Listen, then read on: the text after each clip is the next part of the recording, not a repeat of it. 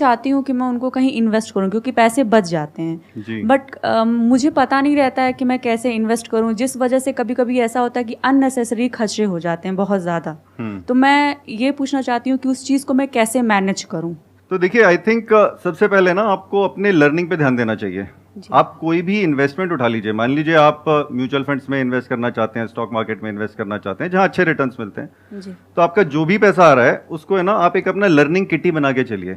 Okay. क्योंकि इतना बड़ा कैपिटल नहीं है ये कि आप ये सोचें कि मैं इससे करोड़पति बन जाऊं, है ना। तो आपको पहले ध्यान देना है कि मेरी कैपिटल कैसे बढ़ी हो। तो कैपिटल बड़ी करने के लिए क्या करना होगा, आपको पहले सीखना होगा। सो आप एक छोटी शुरुआत कीजिए, इसको आप ना एक लर्निंग एक्सपीरियंस में आप इन्वेस्ट कीजिए। आप कहीं पे एक छोटा सा अकाउंट खोलिए जहां पे भी आप इन्वेस्ट करना चाहते हैं, आप म्यूचुअल फंड्स में करना चाहते हैं, स्टॉक्स में करना चाहते हैं, चाहे गोल्ड में करना चाहते हैं, आजकल आप डिजिटल गोल्ड भी खरीद सकते हैं, बहुत सारे ऑप्शंस हैं, बॉन्ड्स में करना चाहते हैं, सारी चीजें आज की डेट में ऑनलाइन होती हैं।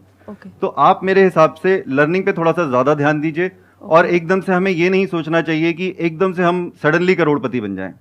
मैं यहाँ पे थोड़ा सा ऐड करना चाहूंगा अपना जो स्टैंड पॉइंट है। Okay sir. आपकी कोई स्टेबल जॉब नहीं है, ना कोई बिजनेस है, ना कहीं से कोई पैसा आ रहा है, ये जो पैसा आ रहा है घर से आ रहा है। घर से आ रहा है। तो मैं अभी इस पैसे को यूज करूंगा अपनी स्किल को अपग्रेड करने के लिए।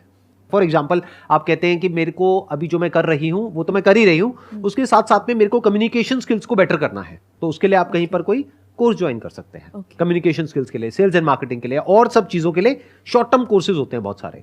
तो वहां पर आप जाएंगे, वहां पे और तरह तरह के लोग आपको मिलेंगे। मानो वीकेंड पे क्लासेस हो रही है, तो वहां से जब आप सीखोगे तो उसकी जो रिटर्न आएगी लॉन्ग टर्म में, मानो अगर आपको सैलरी मिलने वाली है 50,000 रुपए और इसकी वजह से ये जो आप अलग अलग कोर्सेज करोगे उसकी वजह से वो बढ़ करके हो जाती है 70,000 रुपए, तो ये सिर्फ 20,000 रुपए नहीं है। 20,000 इंटू 12 कितना हुआ, 2,40,000 रुपए।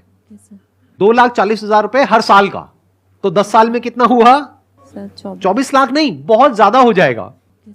Do not waste your time और मनी ऑन थिंग्स जो कि आपको कोई रिटर्न नहीं देने वाली। वो क्या हो सकता है, हमने खर्च दिया, मानो कपड़ों पे खर्च दिया, इस पे खर्च दिया, उस पे खर्च दिया, तो वो तो एक्सपेंस ही हो गया। दूसरा है आपने इन्वेस्ट कर दिया म्यूचुअल फंड में, यहां पे वहां पे। मैं कह रहा हूं दोनों ही मत करो, मेरे अकॉर्डिंग आप अभी पैसा लगाओ अपने आप को और बेटर बनाने में in terms of a candidate, अगर आगे जाकर के आपको जॉब करनी है तो।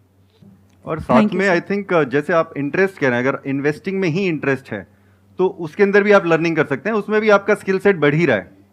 है ना। जैसे सर ने बोला कि आप अपने स्किल्स बढ़ा रहे हैं, आप जो भी अपस्किलिंग कर रहे हैं वो अपस्किलिंग आपकी इन्वेस्टिंग में भी हो सकती है if that is your interest.